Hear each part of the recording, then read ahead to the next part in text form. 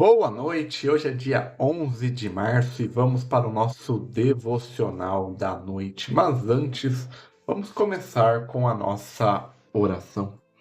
Jesus, Pai querido, que o Senhor esteja presente do começo ao fim deste devocional. Que o Senhor traga para essa live todos que precisam ouvir essa reflexão sobre a sua palavra que se encontra em Isaías 62, versículo 12. Espírito Santo, se for necessário que o Senhor coloque em minha boca qualquer palavra para este devocional, agradeço por estar conosco nesta noite. Amém, amém e amém. Vamos lá para o nosso devocional da noite, começando lendo a introdução da Bíblia Spurgeon do livro do profeta Isaías. Autor e período da escrita. O livro se apresenta como a escrita de um homem, Isaías, filho de Amós.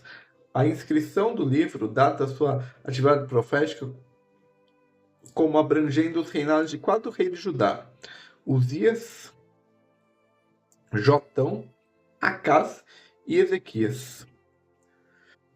Não se sabe muito sobre Isaías além de sua profecia. A autoria de todo o livro por Isaías foi veemente contestada no período moderno. Muitos estudiosos argumentam que o Isaías histórico não poderia ter escrito os capítulos 40 ao 66. Para aqueles que acreditam que Deus conhece o futuro e pode revelá-lo aos seus servos, não é problemático que Deus, por meio de Isaías, precedesse a ascensão da Babilônia, sua vitória contra Judá, o exílio e o retorno. Isaías 6, versículo 1, registra que Isaías recebeu seu chamado profético no último ano do reinado de Uzias sobre Judá. O reinado de Uzias foi uma época particularmente próspera na história de Judá, mas nuvens de tempestade estavam no horizonte. A Síria estava em ascensão novamente na pessoa de Tiglat-Pileser III. O rei assírio ameaçou engolfar a Síria e o reino do norte de Israel. Após a morte de Tiglat-Pileser, seus sucessores Salmaneser e Sargão derrotaram o reino do norte em 722 a.C. e deportou seus cidadãos. Este evento colocou Judá ainda mais sobre a sombra daquele grande império.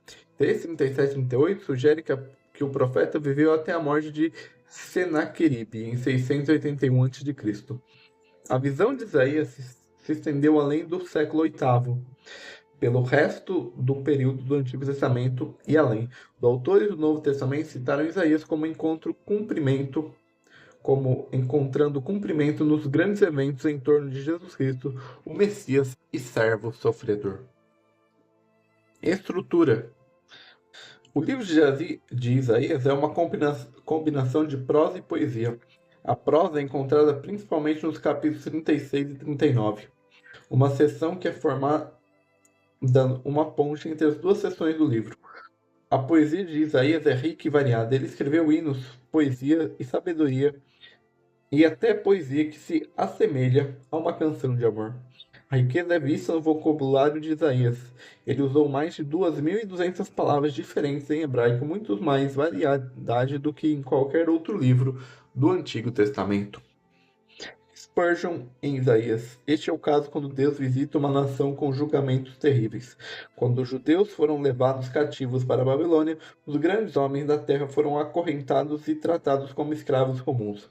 E quando eles marchavam pelo deserto, fatigado, o ferro penetrava em suas almas. Então a elevação do seu espírito foi abatida, e o orgulho do rei, que ria do profeta, foi abatido.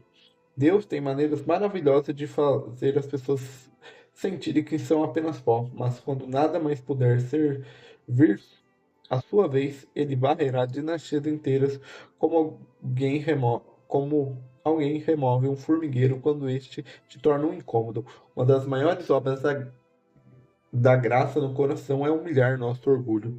Nossa vida deriva toda a sua força de Deus. E se ele se digna a nos tornar fortes, não podemos ser enfraquecidos por todas as maquinações do adversário. E essa é a introdução da Bíblia Spurgeon do livro do profeta Isaías. Agora vamos ler o nosso devocional da noite, do devocional Manhã e Noite de Charles Spurgeon. será chamada procurada. Isaías 62, versículo 12. A graça insuperável de Deus é vista claramente em não apenas solicitados, mas procurados. Homens procuram por algo perdido no chão de casa, mas nesse caso só uma procura, não uma busca. A perda é mais perplexa e procura mais intensa quando algo é buscado. Nós nos misturamos com a lama. Estávamos como quando alguém deixa cair no esgoto uma preciosa peça de ouro e os homens se juntam para inspecionar a massa de imundície nojenta e continuam a remexer e procurar a pilha até o tesouro seja encontrado. Ou, para usar outra imagem, estamos perdidos num labirinto, vagamos a um lado para o outro, e quando a misericórdia vem até nós com o Evangelho, nós quando não nos encontramos imediatamente. Ela tem que procurar e buscar por nós, pois, como ovelhas perdidas, estamos desesperadamente desnorteados. E vagamos num país tão estranho que parece ser possível nem o bom pastor rastrejar ao nosso andar tortuoso. Glória seja dada a graça invencível. Fomos procurados, nenhuma penumbra pode nos ocultar, nenhuma impureza nos esconder. Fomos encontrados e trazidos para casa. Glória seja dada ao amor infinito. Deus do Espírito Santo nos resgatou. A vida de algumas pessoas do povo de Deus, se pudessem ser escritas, nos encheria de santa admiração. Estranhos e maravilhosos são os caminhos que Deus usou nesse campo para encontrar aqueles que são seus. Bendito seja o nome. Ele nunca desiste da busca até que seus escolhidos tenham sido eficientemente procurados. Não são pessoas a serem procuradas hoje e descartadas amanhã. A onipotência e sabedoria combinados não falharão. Eles são chamados procurados. Que qualquer deva ser procurado. É a graça incorruptível, mas o fato de nós sermos buscados é a graça além do imaginável. Não conseguimos encontrar razão para isso, além do amor soberano de Deus, e podemos apenas elevar nosso coração para admirar e louvar ao Senhor por sermos designados essa noite por procurados. E esse é o nosso devocional da noite.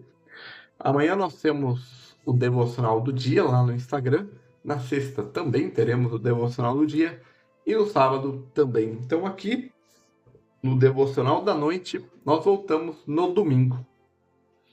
Então tenha um bom resto de semana e até o próximo.